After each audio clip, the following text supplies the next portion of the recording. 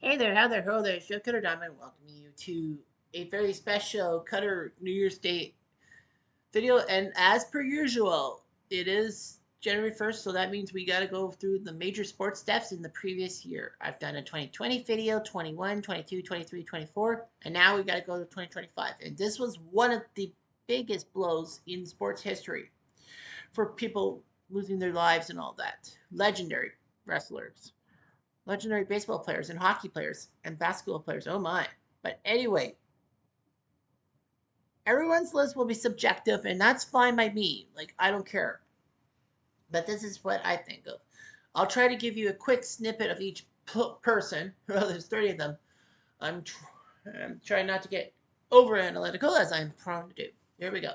The first major death of the year was January 11th when Bill McCartney died. Yeah, sure, Colorado Buffaloes. He was the greatest Colorado coach ever, and no disrespect to Deion Sanders, but Bill McCartney was huge for Colorado.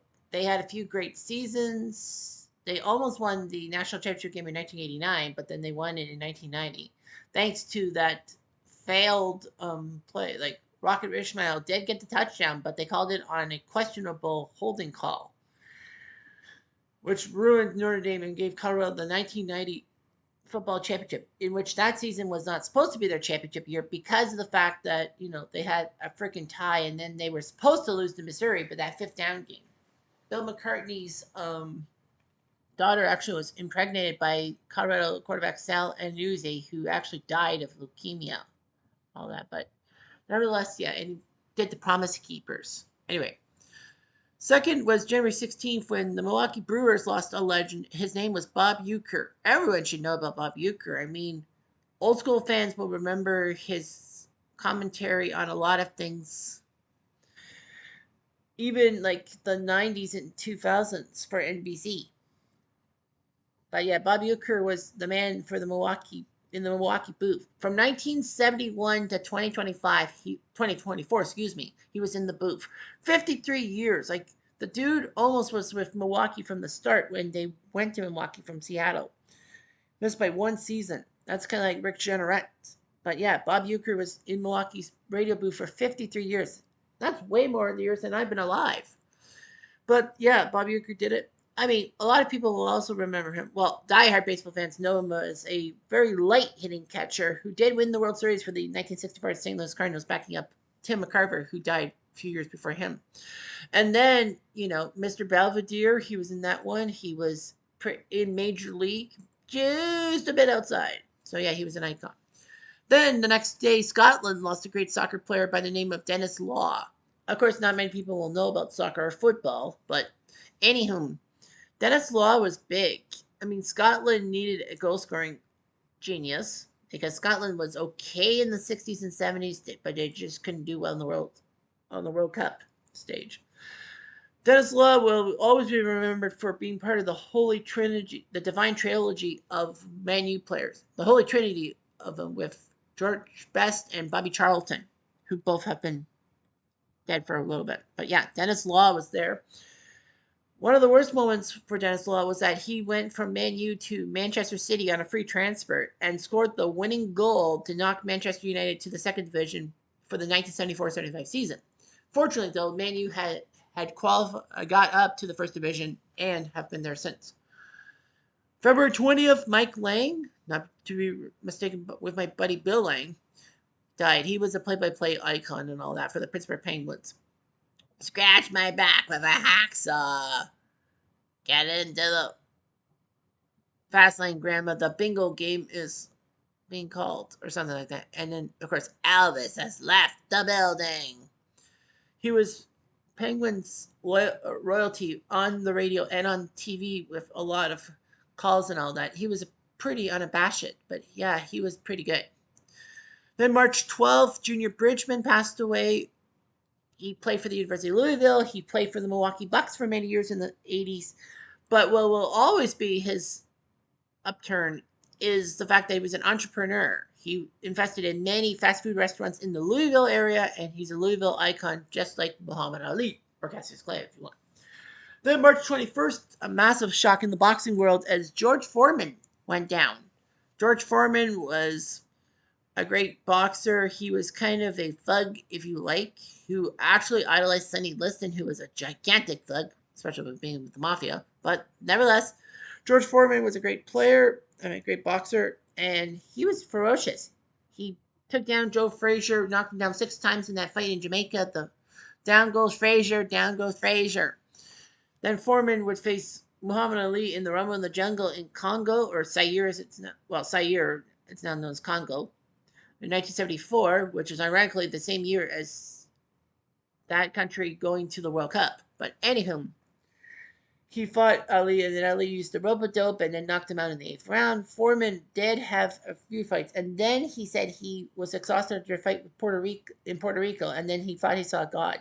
So he changed his lifestyle along. He became an ordained minister. He would help inner city children and all that, and he went back to the boxing ring by 1984. And he had a few title shots in the 90s, including being Michael Moore for the title in 1994. It happened! It happened! But yeah, George Foreman did all that. He was great. And he was known for his entrepreneurship, too, just like Bridgman, as he did the George Foreman Grill and did a few things. And basically, for Meineke and got rich. Um, April 7th, 2 days before my birthday, was Greg Millen, who was a former goalie for the Penguins, Whalers, and Blackhawks, and Nordiques. I remember him. I think he went from Chicago to Quebec in that deal to get Jacques Cloutier or something like that. Or no, they traded Greg Millen back. No, Millen went. I don't know. Whatever. But yeah, Greg Millen was a decent goalie. He once had the most shots against him in a season. Yeah, he was very peppered in 82 and 84. Greg Millen was a pretty good player. But what will always be remembered by many fans is his commentator work for CBC and Hockey Night in Canada, as he would be pretty much the number 2 color commentator alongside Chris Cuthbert being the number 2 play-by-play guy when Cuthbert was with CBC the first time. And, his influences are all that. A Greg Millen call that's come to me, it's Patrick Waugh just got caught hot dogging. Believe me, he was going to give you the how do you do when he dropped the puck. That was when Waugh thought he had the puck, but he dropped it in the crease, and Shanahan scored in Game 6, Detroit, Colorado. So yeah, Greg Millen was known for his commentating work a lot more than his goaltending. Then 16 days later, on April 23rd, legendary Bears defensive tackle and WCW color commentator Steve Mongo McMichael passed away. McMichael played for the University of Texas. I think he won a national title with them. I can't remember. Or was close to one. But anyway, yeah, he played for Texas. He was a top draft pick by the Bears, first round pick by the Bears. And then he helped the Bears and their shuffling crew win the 1986 Super Bowl. So, of course, Mongo doing his job. I think he played for a few other teams too. But yeah, Mongo did the. And then he trained to be a pro wrestler, even though he was the color commentator on WCW Nitro with his dog Pepe and all that. So he trained to be a wrestler, won a few titles in WCW, and did well. Unfortunately, he would be stricken with Lou Gehrig's disease and would die after being put in a hospice. But he did get to the Hall of Fame in 2024. Next up on June 3rd was another great defender by the name of Jim Marshall, who had the distinction of being laughed at because of his wrong way run in 1964 when he played for the Vikings against the Niners and ran one back thinking he scored a touchdown, but it was a safety. The Vikings did win that game 27-20. Remember, supposed to be right. What's even more crazy is that, well, he's not in this list, but George Myra, the quarterback who threw the pass to Billy Kilmer, who fumbled and Marshall went the wrong way, he died too this year, 2025. But yeah, Jim Marshall, the wrong way guy. But what's even more impressive and should be more impressive is the fact that Jim Marshall played over 280 consecutive games. Do you know how hard that is nowadays? Brett Favre had it tough. But 280 consecutive games. Take that in a 17-game season. 10 seasons playing every game. That's 170. That's how big it is. But yeah, Jim Marshall was a purple people eater with the Vikings with Carl Eller, Alan Page, and who is that other Minnesota guy? Page, Eller, Marshall, and Alan Larson? There was a guy named Larson. Gary Larson? I can't remember. Anyway, June 16th, a shot to the Canadian hearts as Ron Taylor passed away. A lot of people will be thinking, why you put this guy on the list? Well, A, I'm Canadian. B, he's bigger than you think he is. Ron Taylor was a relief pitcher for both the 64 Cardinals and the 69 Mets, winning 2 World Series rings and all that on teams that didn't think they were going to win the big one. Everyone thought the Yankees were going to come back to promise in 64, and they thought the Brewers were going to crush the Miracle Mets of 69. So Ron Taylor was not the closer for those teams. I don't think he was closer for 64 St. Louis. I know 69 he wasn't because that was Mr. Barker. Tuck McGraw. But yeah, Ron Taylor was good. The best Canadian relief pitcher before Eric Gagne became Eric freaking Gagne in 2003. Lights out. June 28th, everyone known as the man name was the Cobra, the 1979 NL MVP. Was it 79? No, 78. Yeah, I checked. Because 79 was Sergio Hernandez. But yeah, 78 NL MVP and a one-time Blue Jay. So Dave the Cobra Parker was a pretty good bat for the Pittsburgh Pirates in the We Are Family era of the 70s. He could swing the bat, MVP thing. He went to the Brewers, the A's. He was part of the 89 A's when they won the World Series, so he got a World Series ring with them and Pittsburgh. And then for 15 games, he was a Toronto Blue Jay in 1991. He didn't do that badly, but he ended his career as a Blue Jay.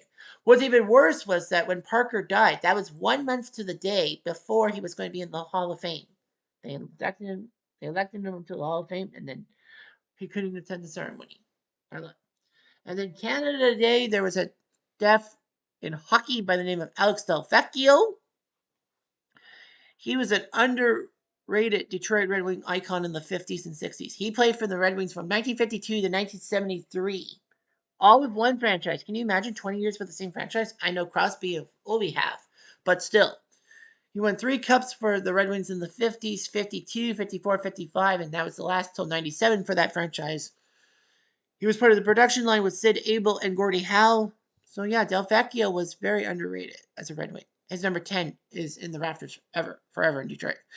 One of the worst deaths happened July 3rd when an active player passed away. All those guys I just mentioned were retired. But Diogo Jota became one of the worst cases of an active player dying. He died July 3rd as he and his brother Andre Silva died, I believe, in Spain in an car accident. But their car got hit by somebody. It wasn't their fault. But yeah, Diogo Jota. Well, he kind of changed his name because there was another Diogo or something like that, right? Diogo Silva, and then he changed it to Diogo J for Jota. And he was playing for Liverpool, number 20 on your shirts and all that. And he had just won the Premier League with Liverpool in 2025. That's the top division in English soccer. And was part of the Nations League championship for Portugal. As they won the Nations League, and I think that helped them out in the World Cup qualifying for spots. But yeah, Diogo Jota would have definitely been on Portugal's squad and be one of the main keys to the championship in, well, Portugal's chances at the World Cup this year in 2026. But yeah, Jota, it was just so sad because, he was legendary. And few can forget, the emotional tribute at the first Liverpool home game and all that. That you say, you'll never walk alone in it was just there wasn't a dry high in the house. Jim Clancy, July 14th. Of course, it could be something that's similar to me, but Blue Jays. Jim Clancy was one of the original Blue Jays. And he stayed with the Blue Jays until 1989. I think he was the second last original Blue Jay to leave the franchise. I think Ernie Witt was the last one. But yeah, Jim Clancy, decent tall right-hander from the state of Texas. He did okay. He was pretty good. Unfortunately, though, Jim Clancy was injury prone, especially in 1985. A lot of people said if Jim Clancy was healthy in 1985, the Jays would have had a 4-man rotation and didn't need to use Dave Steve 3 times. But yeah, Jim Clancy was just pretty good. July 24th, of course, one of the most tragic deaths in history was Hulk Hogan and all that.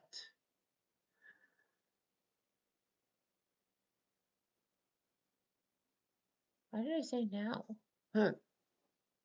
But yeah, Hulk Hogan, his death, July 24th. It was love him or hate him with this guy. I mean, the hate him part of Hulk Hogan was that he was booed mercifully when Netflix started having wrestling, and Hulk Hogan basically um, was booed and all that. And then a few months later, he died. And then, you know, one bad thing about Hulk is, well, that racist sex tape. But there's also the fact that um, he was a massive backstage politicker. He would be upset if things didn't go his way, especially during 1993. He won at WrestleMania 9 the title after Yokozuna beat Bret Hart. Hogan politicked for a match against that, mm, as he put it in a promo. But the fact is that he politicked his way to win the bout at WrestleMania 9. He was supposed to lose to Bret Hart at SummerSlam, but he refused to. He wanted to drop it to Yokozuna, of all people. And that was just bad. I mean, the good with Hulk was the fact that he headlined the first 9 WrestleManias. He he put WWE on the map with like Sports Illustrated and Saturday Night Live. He was WWE champ for 4 years. Would fight lots of people, especially Hulk, Andre the Giant. Yeah, basically without Hulk, I think wrestling would have been still sleepy and all that in the 80s. Okay. And he was part of the 2 WrestleManias in Toronto. WrestleMania 6 when he fought the Ultimate Warrior for title, and WrestleMania 18 when he fought The Rock in the Icons match. August 22nd, a massive death happened as Ron Turcotte died. He was a jockey. So what if Ron Turcotte was just a jockey? Horse racing's a sport, like wrestling. Oh, and I skipped over one. Well, I'll come back to it. But anyway, yeah, jockey aboard Secretariat. I mean, he was Canadian. Yeah, I have a soft spot on Canadian. And the fact is that he won the Triple Crown in 1973 on Secretariat. He blew through the field in the Kentucky Derby, then the Preakness, then the Belmont. And the Belmont, he won by 31 lengths, or like, what, 30 seconds or something like that? It was unbelievable. After, like, Secretariat was all by himself on the front stretch. No one had even come close to the curve to the front stretch. But Ronnie Turcotte won aboard Secretariat. And what a job by this guy. He did it. And Secretariat, of course, had a bigger heart than most horses. That's why he had the better oxygen. Nevertheless, July 28th was a massive death because Rhino Sandberg passed away. NL MVP 1984, known for the Sandberg game, and a 7-time Silver Slugger for best second baseman for hitting. Ryan Sandberg was actually the product of what would become one of the worst trades in MLB history. The Cubs and Phillies wanted to swap shortstops. Larry Bowa headed to the Cubs for Ivan De Jesus. The Phillies actually were coerced into throwing in this little known second baseman, or third baseman, I guess he was, Ryan Sandberg. So they threw him in. Sandberg would change from third to second and become a Cubs icon, 1984 NL MVP. But what cemented that NL MVP was what they call the Sandberg game. NBC did a game of the week in 1984, Cardinals against Cubs. Willie McGee went off. He had hit for the cycle in that 11 inning game. But what's even more big was Ryan Sandberg saved the Cubs. In the 9th inning, he hit a game-tying 2-run home run, and then he tied up tied up the game with another home run before the Cubs would win in the 11th. But yeah, that was amazing. And all that. Rhino did his job. And, he was a Cub throughout his career and all that. And he retired in 94, but then 2 years later he came back to the game. So that's big for Cub fans everywhere. Next up, September 6th was a double whammy as one of the legendary goalies of the 1970s. Did I not put Ed Jockerman in? Oh my god, I did not put Ed Jockerman in when he died. That is stupid of me. I forgot Ed Jockerman. But anyway, yeah, The hockey world, within a few months of a month and a half of each other, lost three legendary goalies of the 1970s. The first of all was Ken Dryden, six-time goalie, six-time Cups for the Habs, an author and a member of Parliament in Canada. Yeah, Ken Dryden was 6'4", tall for a goalie and tall for a player, hockey player. And he was actually a Boston prospect by 1964. But then the Habs got his rights from Boston. Dryden went to Cornell to play college hockey, and he was almost unstoppable. And Cornell did quite well with him. Then he went to Montreal in late 1971 when the Habs were fine with Rogie Vachon and Phil Meyer, but Ken Dryden came in out of nowhere, won his all six starts in the NHL, and then he was named the goalie for the playoffs. Boston, with their 380 plus goals scored and flashy Big Bad Bruins style of 1971, were expected to beat the Habs, but Ken Dryden kept them in it. That bleeping octopus, as Phil Esposito once said. Yeah, pretty bit impressive. And then, um, he he helped the Habs out in the 1970s. Dryden won the Conn Smythe before he even won the Calder for Rookie of the Year. He won the playoff MVP thing. That's why Montreal won the Cup in 71. And then Montreal got better, bigger, and better, and all that. And, he won 6 Cups and then he inexplicably retired after 1979. I guess he thought it was too easy and all that. So, yeah, and he even spent a year away from hockey because he didn't like his contract. So he went back to be a lawyer in Toronto. But yeah, he's after the game. All that. Also on September 6th, and I think it was ironic because September 6th, 1995 was when Cal Ripken broke Lou Gehrig's consecutive game streak. And then I think Davey Johnson was the manager for the Orioles, or was he in 95? I can't remember. But yeah, Davey Johnson was there, and he passed away on September 6th. Davey Johnson was a pretty good second baseman, especially for the Orioles. A two-time World Series winner at second base, he could have had third, losing to the Mets. How ironic. And then Davey for a long time had the most home runs by second baseman, 43, with the Braves. And then he went over to Japan to be known as Johnson and all that. And then, he came back to being a major league manager with the 86 Mets. Like, the 86 Mets were a wonderful collection of players. 2 out of 3, they had a 667 winning percentage in the regular season, 108 wins, 54 losses. They were almost skunked by the Bo Sox in the World Series, but Davey Johnson kept them loose. Davey even told the Mets players before Game 3 in Boston when they were down 2-0, he told them to basically don't come to the ballpark, have a day to yourselves. And it worked. So yeah, Davey Johnson did his job for the 86 Mets. He was part of the Orioles. I think he was a manager of Cleveland. I can't remember. But yeah, it's all that. Let's go away, McAfee. September 14th, a British icon in boxing passed away, Ricky Haddon. He was magnificent. He was a media darling in Britain in the 2000s, welterweight champion and a few other weight classes. He was Ricky the Hitman Haddon. He would actually play Blue Moon, which was the Manchester City soccer theme, to the ring and all that. Kind of pissed me off because, I'm red for Manchester United.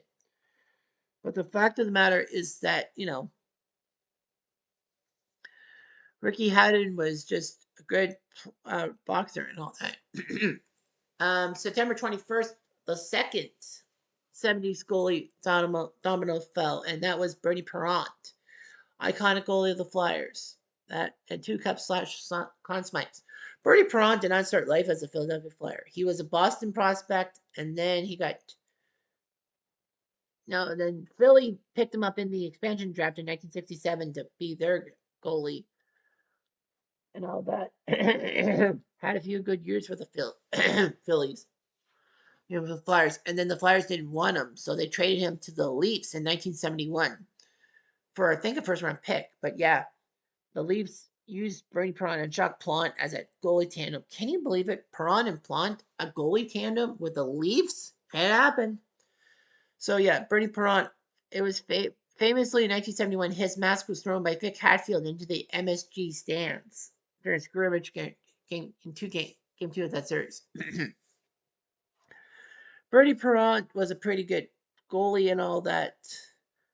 The Leafs traded him back to Philly for Doug Favell and a draft pick. So yeah, Bertie Perrant actually went to the WHA, but once the Philadelphia Blazers didn't want him, he went back to the NHL with the Flyers. And that was the years 74, 75 that they went back to back with the Cubs. He was the main guy. He won the playoff MVP both years, 74 and 75. And it was the backbone. And they say only God saves more than Bernie Perrant. But yeah, Bernie Perrant was big for Philly. Unfortunately, his career ended in 1979 when a Aaron stick went into his eye hole. You know, goalie masks were a whole lot different in the 70s than they are nowadays. His career had to end, and you know he did all right for himself. Of course, the third 1960s goalie domino to fell was Ed Jockman. He was the main goalie in the 60s and 70s for the New York Rangers. He was brilliant, and when the Rangers got to the 1972 Stanley Cup Finals, their talent and Jockman in the net, along to Jules Vermeulen. But the fact of the matter is that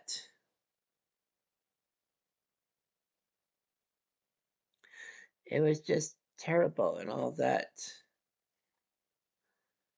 And the fact of the matter was that, you know, Jackman was the Rangers' main goalie.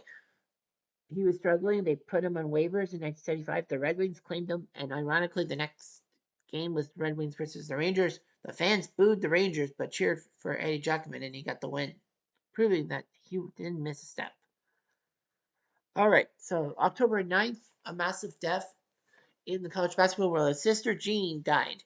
She was actually a media darling when the Loyola Ramblers in 2016 went to the Sweet 16. You know, she was featured heavily and all that. She was the chaplain. She was the main person for prayers for the Loyola Ramblers and all that. And she would even put like a scouting report into her prayers and all that.